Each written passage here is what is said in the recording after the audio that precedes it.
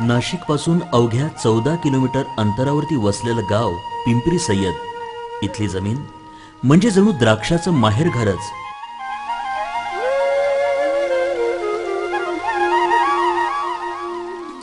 भगूर जवळील नाणेगाव इथे 9 फेब्रुवारी 1970 रोजी फकीरा शिवराम ढिकले आणि मंजुळाबाई या दाम्पत्याला प्रथम पुत्ररत्न प्राप्त झालं।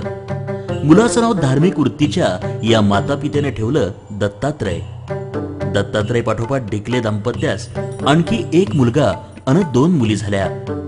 अवघ्या 15 रुपये दरमहा पगाराची नोकरी करणाऱ्या फकीरा रावांनी संसाराचा गाडा चालवण्यासाठी वडिलोपार्जित 5 पैकी 1.5 एकर शेती करण्याचा निर्णय घेतला। इकडे दत्तात्रय शाळेत जाऊ लागला। पिंपरी सय्यद येथील नूतन माध्यमिक विद्यालयामध्ये 10व्या इयत्तेपर्यंत शिक्षण झाल्यानंतर दत्तात्रयने इलेक्ट्रिशियन शाखेमध्ये ITI पूर्ण केला। वडिलांना आर्थिक हातभार लागावा या हेतूने या युवकाने 2 वर्ष नोकरी देखील केली, परंतु तिथे या कल्पक तरुणाचं मन काही रमेना।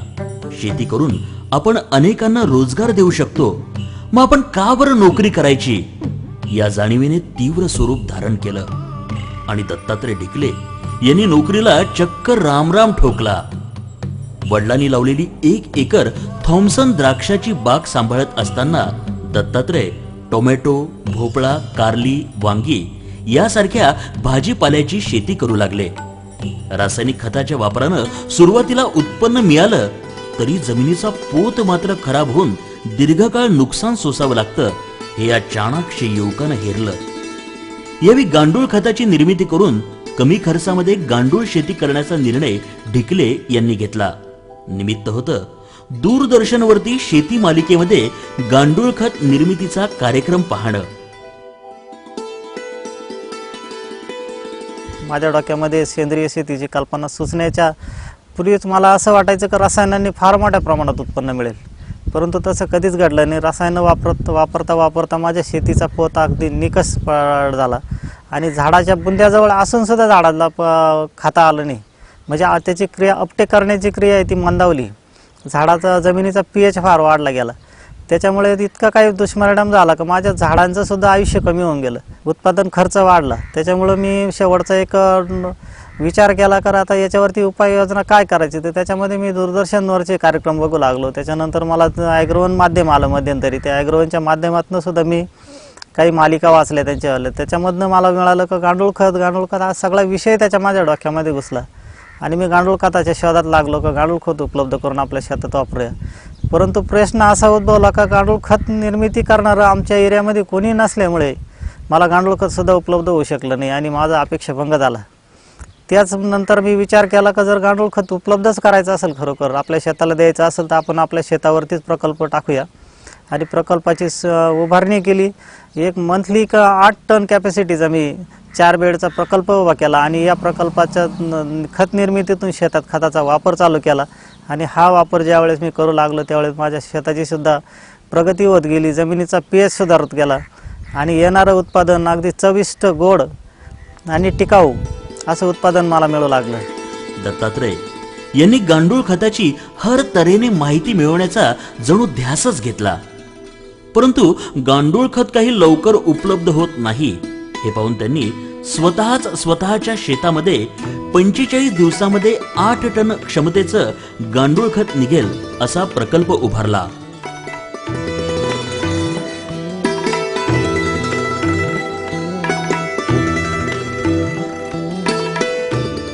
स्वतःच्या शेतामध्ये हे खत वापरून अक्षरशः चमत्कार झाल्याप्रमाणे येणारं पीक पाहून दत्तात्रय यांनी उरलेलं खत हे सरळ स्वतःच्या शेतकरी मित्रांना वाटून टाकलं। गांडुळाच्या अनेक जाती असल्यामुळे मग कोणती जात वापरावी यासाठी या गोष्टीच्या बाबतीत मी संभ्रमात होतो। तर सरांनी मला युट्रिलस युजेनी ही जी जात आहे ही उत्कृष्ट असल्याचं सांगितलं आणि मी ती जात माझ्या प्रोजेक्टमध्ये गांडूळ खताच्या प्रोजेक्टमध्ये वापरल्यानंतर मला गांडूळ खताचं भरपूर उत्पादन तयार झालं आणि आज मी माझ्या क्षेत्रामध्ये त्या गांडूळ खताचा वापर करत आहे। दत्तात्रय ढिकले यांच्या कल्पकतेमुळे दूरदर्शनवरती त्यांच्या मुलाखती होऊ लागल्या। कृषी विद्यापीठाचे विद्यार्थी, अधिकारी, शेतकरी वर्ग, संशोधक अक्षरशः परराज्यातील पाहणी पथक हे खास अभ्यासासाठी पिंपरी सय्यद येथील दीपज्योती फार्म वरती गर्दी करू लागले.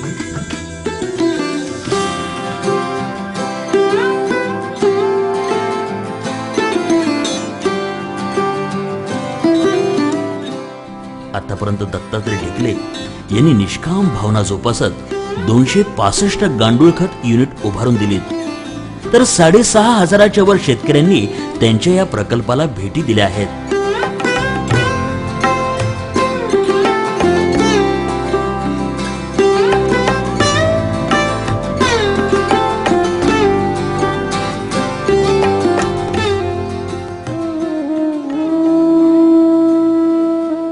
या झंझावातावरती आरूढ झालेल्या दत्तात्रय ढिकले यांच्या वैयक्तिक आयुष्यात मात्र विलक्षण दुःखाचा काळ आला.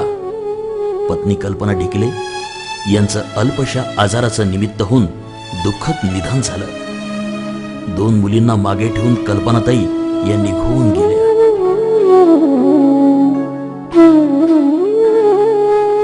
या धक्क्यानं दत्तात्रय ढिकले यांना हादराच बसला. तोच वडील आणि काका हे देखील जगातून निघून गेले. या काळामध्ये खचलेल्या मनस्थितीत असलेल्या दत्तात्रय ढिकले यांचा शेतकऱ्यांशी संपर्क हा काही काळ खंडित झाला. परंतु दुःखातून सावरून नव्या जिद्दीने परिस्थितीवरती स्वार होणाऱ्या शेतकऱ्याचं रक्त अंगामध्ये सळसळत असल्याने त्यांनी नव्याने उभं राहायचं ठरवलं. दत्तात्रय ढिकले यांनी गांडूळ खत निर्मिती प्रकल्पाचा चहूबाजूंनी अभ्यास करून या क्षेत्रामध्ये परिपूर्ण ज्ञान मिळवलं. पूर्वी ज्या सेंद्रिय पद्धतीनं शेती करत होते, पारंपरिक पद्धतीने शेती करत होते, ती पद्धत आता बदलत चाललेली आहे आणि रासायनिक खतांचा फार मोठ्या प्रमाणामध्ये वापर केल्यामुळं शेतीची क्षमता जी आहे ही दिवसेंदिवस कमी होत चाललेली आहे.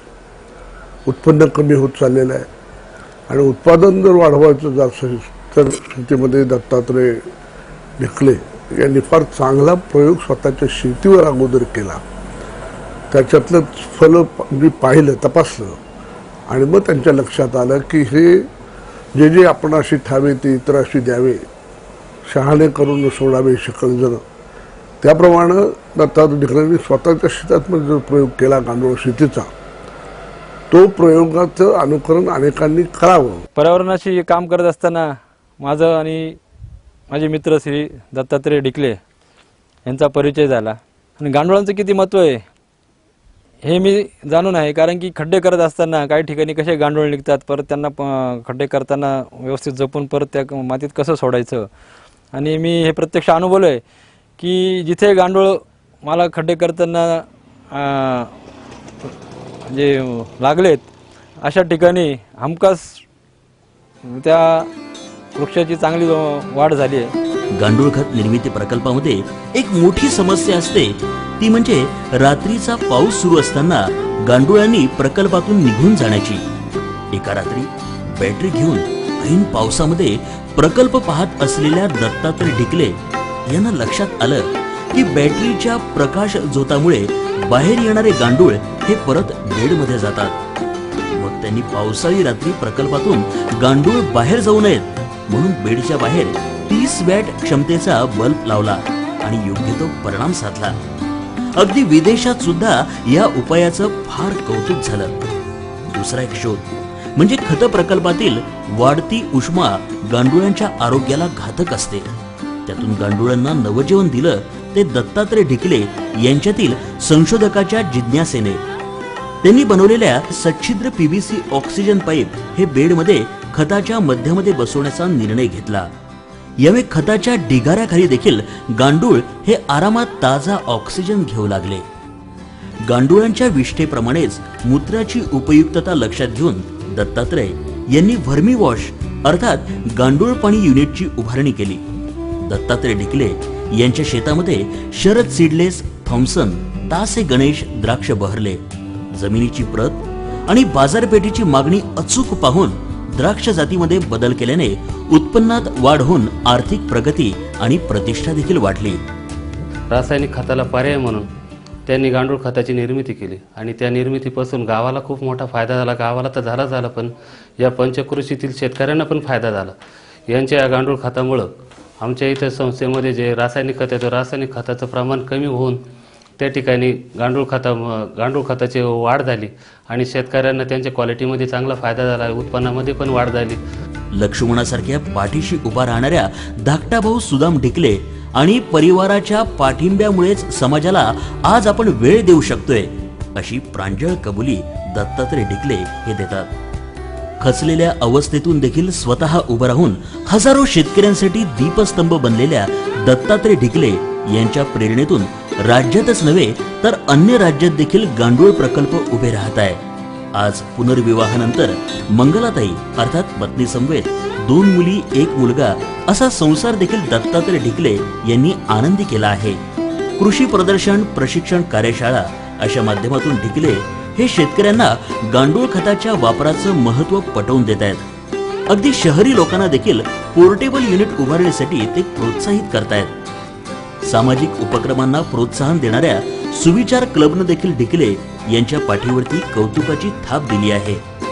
हितचिंतक आणि शेतकरी बांधवांनी प्रोत्साहित केल्याने ढिकले यांनी गांडूळ खताच्या प्रकल्पाची इत्थंभूत माहिती देणारं पुस्तक प्रकाशित केलं. सेंद्रिय शेतीवरती आधारित त्यांचं आणखी एक पुस्तक लवकरच येत आहे. काळ्या भुईला श्वास देती गांडुळे, देवदूत तू तुला भुई कवटाळे, विष पिते ही अनाथ भुई, तेव्हा तूच तिला सांभाळे.